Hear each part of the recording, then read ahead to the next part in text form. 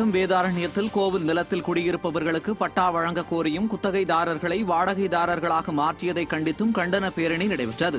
இந்த கண்டன பேரணியில் முன்னாள் அமைச்சரும் வேதாரண்யம் சட்டமன்ற தொகுதி உறுப்பினருமான OS மணியன் கலந்து கொண்டார். பேரணி முக்கிய வீதிகள் வழியாக சென்று மீண்டும் ராஜாஜி பூங்காவை அடைந்து அங்கு பொதுக்கூட்டம் நடைபெற்றது.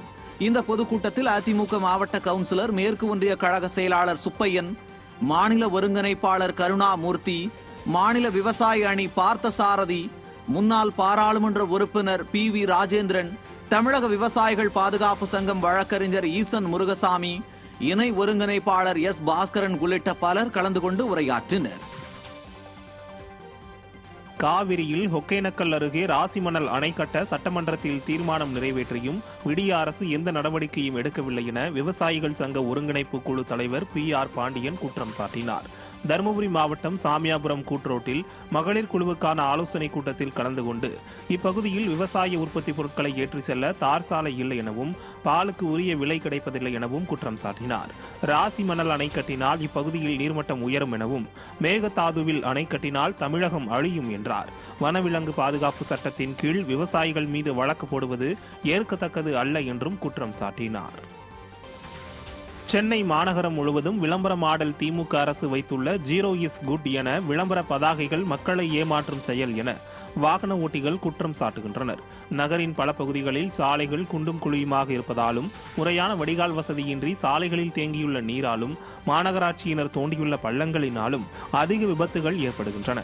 இந்த நிலையில் சாலைகளை முறையாக பராமரிக்காமல் பல லட்சம் ரூபாய் செலவில் ஜீரோ இஸ் குட் என விளம்பரம் செய்து விபத்துக்களை தடுப்போம் என்பது மக்கள் வரிப்பணத்தில் விளம்பரம் தேடிக்கொள்ளும் ஏமாற்று வேலை என பொதுமக்கள் குற்றம் சாட்டுகின்றனர்.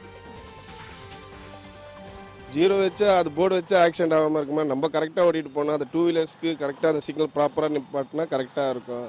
இப்போ பள்ளம் தோன்றுறாங்க, அந்த இடத்துல மேடு இருக்குது, அதுக்கு சரி செஞ்சாலும் கரெக்டாக இருக்கும். ஸ்லோவாக போனாலும் தேவையில்லாமல் ஸ்பீட் பிரேக்ஸ் ஜாஸ்தியாக இருக்குது. எங்கே முக்கியமாக ஸ்பீட் பிரேக்ஸ் வைக்கணுமோ அங்கே வைக்க வேண்டாம்.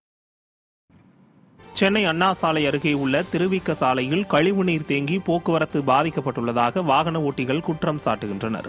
அண்ணா சாலை GP ரோடு சந்திக்கும் பிரதான பகுதியில் உள்ள திருவிக்க சாலையில் கடந்த 1 மாதமாக கழிவுநீர் தேங்கி துர்நாற்றம் வீசி வருவதாக பலமுறை புகார் அளித்தும் விடிய அரசு எந்த நடவடிக்கையும் எடுக்கவில்லை என அப்பகுதி மக்கள் குற்றம் சாட்டுகின்றனர்.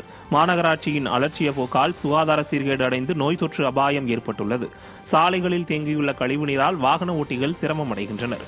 இதனால் விடிய திமுக மாநகராட்சி மீது மக்கள் அதிருப்தியில் உள்ளனர். ராணிப்பேட்டை மாவட்டம் அரக்கோணத்தில் ரயில் பயணிகள் சங்கம் சார்பில் நடந்த ஆர்ப்பாட்டத்தில் அதிமுக MLA சு ரவி கலந்து கொண்டார். 22 கோரிக்கைகளை வலியுறுத்தி ரயில் பயணிகள் சங்கம் நடத்திய ஆர்ப்பாட்டத்தில் அதிமுக மாவட்ட செயலாளரும் சட்டமன்ற உறுப்பினருமான சு ரவி கலந்து கொண்டு பேசுகையில் அதிமுக்கியத்துவம் வாய்ந்த பாதுகாப்பு மையமான அரக்கோணத்தில் வந்தே பாரத் உள்ளிட்ட அனைத்து ரயில்களும் நின்று செல்ல நடவடிக்கை எடுக்க வேண்டும் என கோரிக்கை வைத்தார். கொரோனா காலத்தில் நிறுத்தப்பட்ட பாசஞ்சர் ரயில் சேவையை மீண்டும் தொடங்க வேண்டும், கூடுதல் மின்சார ரயில்களை இயக்க வேண்டும், ரயில் நிலையங்களை சுற்றியுள்ள ஆக்கிரமிப்புகளை அகற்றுதல் உள்ளிட்ட 22 அம்ச கோரிக்கைகளை நிறைவேற்ற வேண்டும் என வலியுறுத்தினார்.